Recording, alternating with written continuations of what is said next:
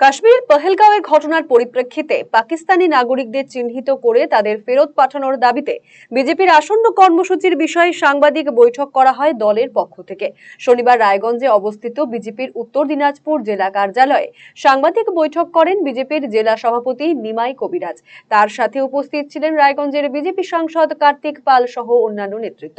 বিজেপির উত্তর দিনাজপুর জেলা সভাপতি নিমাই কবিরাজ বলেন, কাশ্মীরের পহেলগাঁওয়ে যেভাবে বেছে বেছে হিন্দুদের নিধন করা হয়েছে সেই বর্বরোচিত অত্যাচারের সাথে পাকিস্তানের যোগ রয়েছে। ভারতের বিদেশ নীতির ৩-১ ধারা অনুযায়ী ভারত সরকারের পক্ষ থেকে নির্দেশ, পশ্চিমবঙ্গ তথা ভারতবর্ষের বিভিন্ন প্রান্তে যেসব পাকিস্তান, বাংলাদেশ কিংবা আফগানিস্তান থেকে অবৈধ অনুপ্রবেশকারী এদেশে বসবাস করছে সেই বসবাসকারীদের ভিসার মেয়াদ আপাতত বাতিল করে তাদের চিহ্নিতকরণ করে ফেরত পাঠাতে হবে।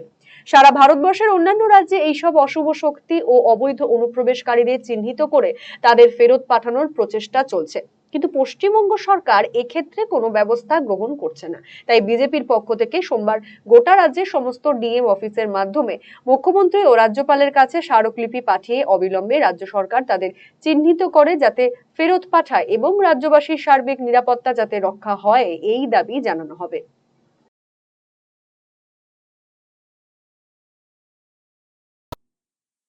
ভারত সরকারের পক্ষ থেকে নির্দেশ যে আমার পশ্চিমবাংলায় তথা ভারতবর্ষের বিভিন্ন প্রান্তে যেই সব পাকিস্তান, বাংলাদেশ, আফগানিস্তান থেকে অবৈধ অনুপ্রবেশকারী এই ভারতবর্ষে বসবাস করছে, সেই বসবাসকারীদের ভিসার মেয়াদ আপাতত বাতিল করা হয়েছে এবং সেই সব অবৈধ অনুপ্রবেশকারীদের চিহ্নিত করে তাদেরকে ফেরত পাঠানোর প্রচেষ্টা চলছে। কিন্তু আমার পশ্চিমবাংলার সরকার সেখানে কোনো ব্যবস্থা করছে না।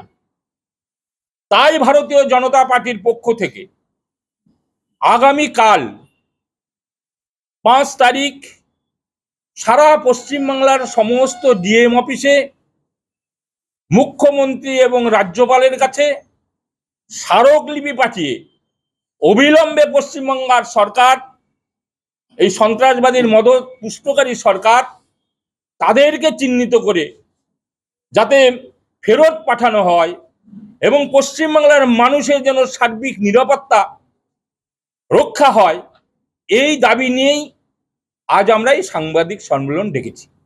কেন্দ্র সরকার এসে চিহ্নিত করে পারবে না, এটা রাজ্য সরকারের পক্ষ থেকে রাজ্যের প্রশাসনের মাধ্যমে উদ্যোগ হয়ে সেই সব মানুষকে চিহ্নিত করা এবং তাদেরকে ফেরত পাঠানো, এটাই দাবি।